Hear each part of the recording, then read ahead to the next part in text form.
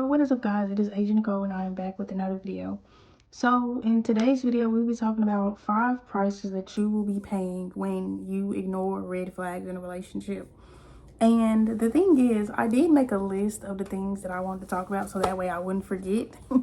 So we're just gonna hop right into this video. I'm not gonna make it long. I'm just gonna go down the points and we're just gonna go with what it is.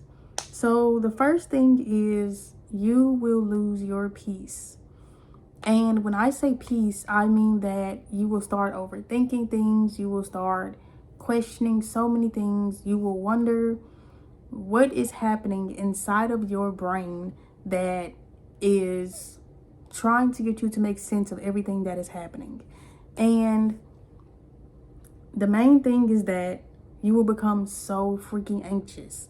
And when I say anxious, I mean that you will be trying to question everything. You will be wondering what this person's motives are. You will be just doing all of the things. You will be overextending yourself to the point where you don't even know who you are anymore, truthfully. And that drives me into my next point. Number 2 is your identity. You start to forget who you are as a person. And I can speak for me clearly on that part. For me, I started to forget who I was. I wasn't that same bubbly Asia. I wasn't as confident as I was. It's like my spark had just went completely out. I wasn't talking to God how I should have. I wasn't reading my Bible. I wasn't even praying. And that's when I knew, I'm like, oh yeah, this has gotten so bad. Because for me, I know that when I don't pray, it is not good. It's not good at all, because I have always learned that my words have power. And, sometimes people don't believe that. Some people do. But, for me, I believe that very deeply. I have always seen that whenever I pray, whenever I go deeper into my relationship with my daddy, which is God, I'm telling you, the way that he moves so swiftly. And a lot of the times when I was in those relationships, I would only pray because I wanted a specific outcome, or I wanted it to happen a certain way. And it's like, he legit had to show me it's not going to happen in the way you think every single time. I promise you that. And so that takes me into when you stay too long in a relationship, it will cost you your mental and your spiritual well-being, which is something that I just touched on, but I want to touch on it again, because I'm telling you, your mental health is going to decline when you are in a relationship that is not meant for you. I just dealt with this for 7 years. 5 on one person and 2 on another person. And I'm telling you, unless you want your mental health to just say, then I would suggest you listen to whoever is giving you advice. Because for me, that was the main thing that I was just like, you know what? I'm not really going to listen to them. I'm just going to do me. I'm going to say whatever I want to say and just not listen. But the thing is that it comes to bite you in the behind later on. It really does. Because you start to see everything that they were talking about. Every little thing. Everything. And it's like, when you start to realize, it's like, wow, I wish I was paying attention to what they were saying. I really do. So, the 5th thing is your time. When I tell you time is not something that you can get back, I promise you time is not something you can get back. Those 7 years that I wasted on those people, that's not something I can get back. I have had children, and it's not something I can get back. I can never be able to say, oh, well, I did this or I did that. No, that time is gone. And that's not to say God isn't going to bless me, because I know he is. I just don't know how. But truthfully, I am the happiest that I have been in a while. I'm pretty sure you can see it. Like, I am genuinely happy. And I can even see it like while I'm looking at myself in this video. It's like I cannot get over like how glowy I look because I have found who I am again. I have found who Asia is. Asia is very bubbly. Asia is very spunky, and I love to laugh. I love to talk. I love to joke.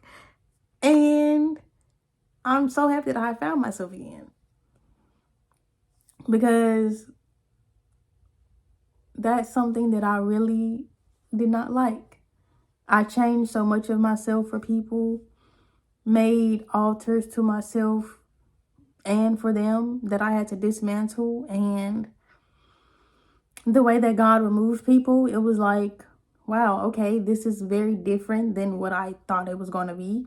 But he did it for my protection. And when I look back and I think about how he removed this last person, in a way, I thought that, oh, he's just doing that so, that way he can come back and, all of this.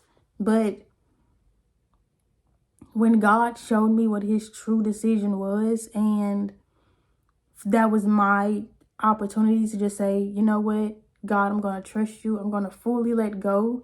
Even though I was crying real tears. I mean, I lost a lot of weight, if I'm being quite honest. I lost a lot of weight because I was so depressed. I was so full of emotion that I just was like, yeah, this is not what I signed up for. And God had to show me, I know this isn't what you signed up for, but I'm going to take you through it because you got yourself into this, and I'm being graceful enough to get you out of it, even though you got yourself into this. Like, I tried so many ways to say no.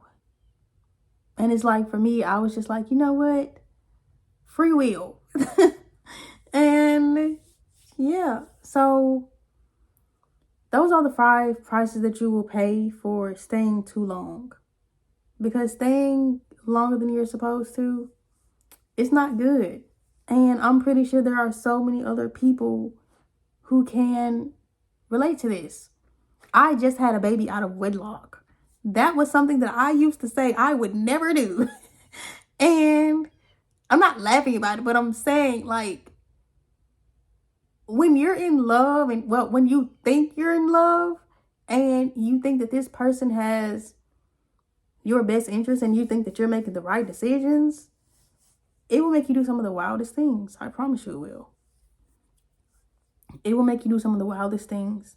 But also because I was believing words without seeing people's actions. And that was another thing, a flaw of mine, is that I was believing words instead of looking at this person's actions. And once I got down here and I saw how this person operated, it was far how it was when we were at my apartment. And the crazy thing is that, you never truly know a person until you live with them.